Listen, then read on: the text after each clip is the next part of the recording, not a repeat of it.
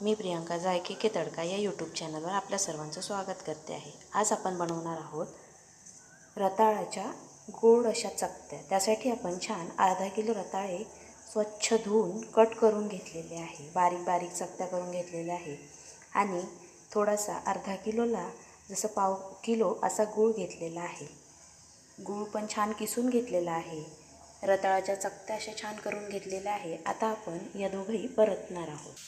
कढई छान गरम करून घेतलेली आहे, त्यात आपण चकत्या टाकलेल्या आहे। आता गूळ आपण टाकून परतून घेणार आणि थोडंसं तूप पण घालून घ्यायचं आहे। असं छान पाणी न टाकता मस्त परतून घ्यायचं आहे आणि 15 ते 20 मिनिटं छान झाकण ठेवून वाफ काढून घ्यायची आहे। तयार आहे आपल्या छान अशा रताळ्याच्या गोड काफ। तुम्ही सुद्धा ट्राय करा आणि रेसिपी आवडल्यास लाईक बटन नक्की दाबा। उपासाच्या स्पेशल अशा रताळ्याच्या गोडसर काफ।